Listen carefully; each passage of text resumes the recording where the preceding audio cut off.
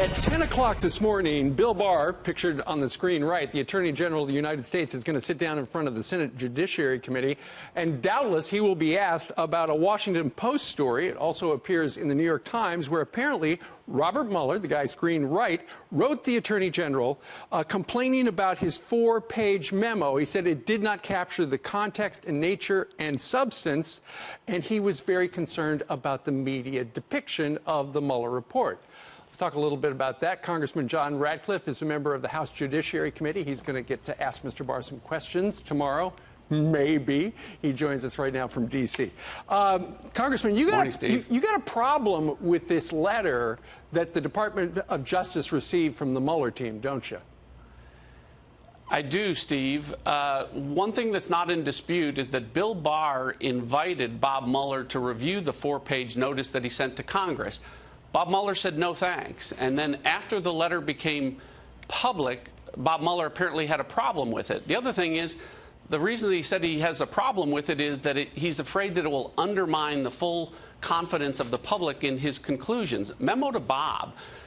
When he put Peter Strzok and Lisa Page and Andrew Weissman on the special counsel team, when he staffed the special counsel team with folks that had supported only Democrats, and when he himself agreed to investigate Donald Trump as the special counsel 2 days after he interviewed to work for Donald Trump as FBI director and didn't get the job, when he did all of those things, he killed any chance that there was going to be full public confidence in his conclusions. Well, it does sound as if Mueller was frustrated, or whoever wrote the letter, because when they had a phone call a day or two later, it was very cordial. It wasn't quite as scathing as the letter was.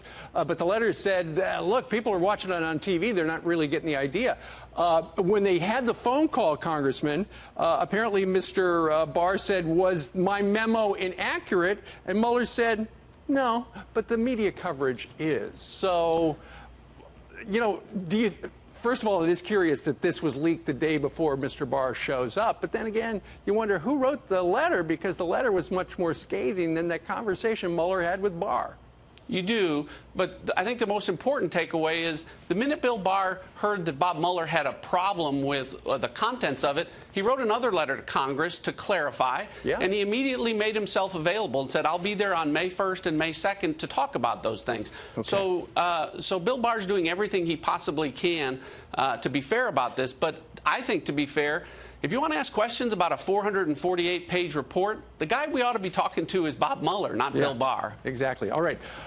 When you get, you know, if he does, Mr. Barr, appear before the House tomorrow, and I know that's kind of in dispute right now because they the Democrats want to bring in lawyers to query him, there's a good possibility that the Republicans are going to talk about what something Mr. Barr said, and that was spying did occur.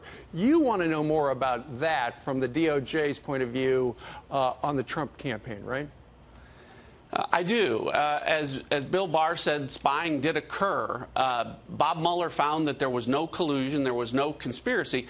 Doesn't mean that there couldn't be a proper predicate to look for it or probable cause.